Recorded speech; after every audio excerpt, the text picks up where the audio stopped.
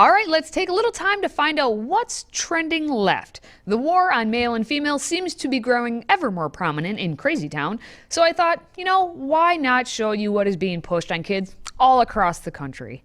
We start with activist Jeffrey Marsh, a biological man, no matter how much makeup he bathes in, telling children there is no such thing as a boy or girl. And apparently, he can prove it. Get ready for this expert medical analysis. Hi kids! There's no such thing as a boy or a girl, and I can prove it. Who's usually taller? Oh, boys? Okay, but you've met some short boys, right? You've met some tall girls. So usually boys are taller, but not always. Okay, who likes the color pink? Girls? Okay, but you've met girls who don't like pink. And you met boys who do like pink, so usually girls like pink, but not always. Everything you can think of that makes a boy or makes a girl is usually, but not always. And some of them are not even usually. Where does that leave you? Free.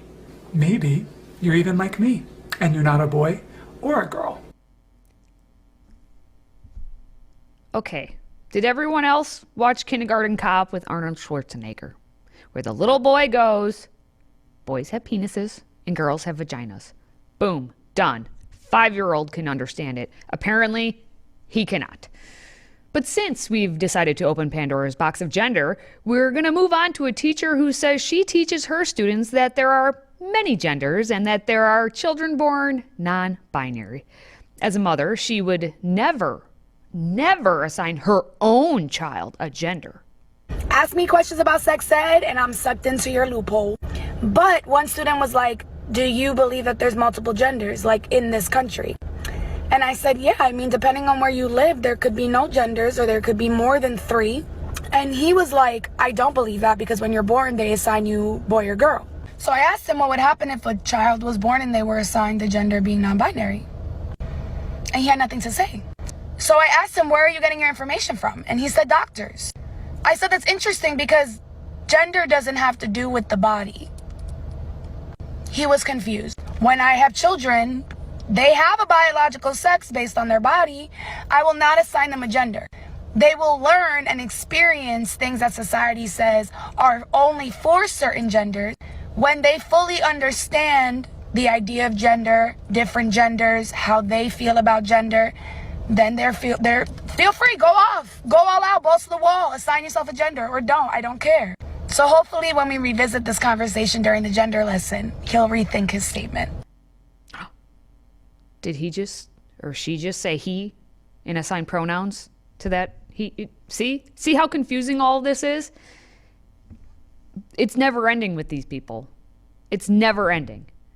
Like this next one, where we have a 4th grade teacher who says it's best to use picture books in elementary classes to challenge the idea of gender-assumed pronouns for characters. Again, these are the teachers that you are paying for, Mom and Dad. I have a quick gender-inclusive tip to share with you all for elementary school teachers, so check this out. When reading picture books like this beautiful picture book called My Name is a Song, it can be easy to look at illustrations and assume gender. So challenge those thoughts within yourself and challenge them when you're conversing with students. For example, on the very first page of this book, we just get an illustration. We don't know the character's name. We don't know their pronouns. And so it can be easy to make assumptions about gender. When you feel yourself doing that, simply use they, them pronouns or say things to your class like, I'm not sure of their gender, so I'm going to use a gender neutral pronoun like they, them. At least with 4th graders, they pick up on this quickly and they also will use that same skill when they're reading. It's very, very cool to see. It's not very, very cool to see. It's incorrect. It's a lie. All of it is false. That's a little girl. That's it. Tell the truth.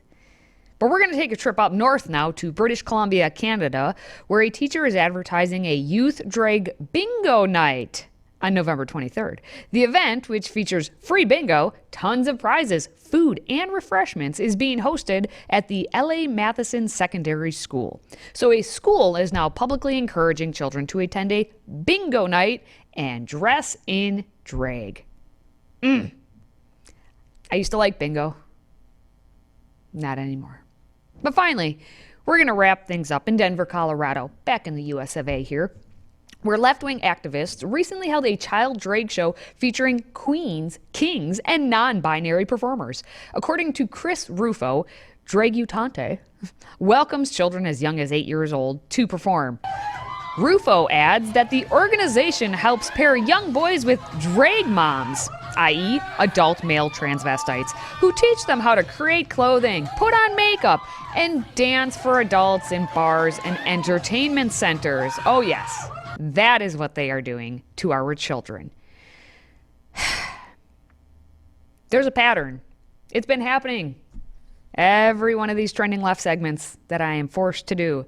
Mom and Dad, please fight back against the insanity. But thankfully, at least for now, for me, we're going to wrap up this segment. But again, you can bet there will be plenty more of the craziness next time.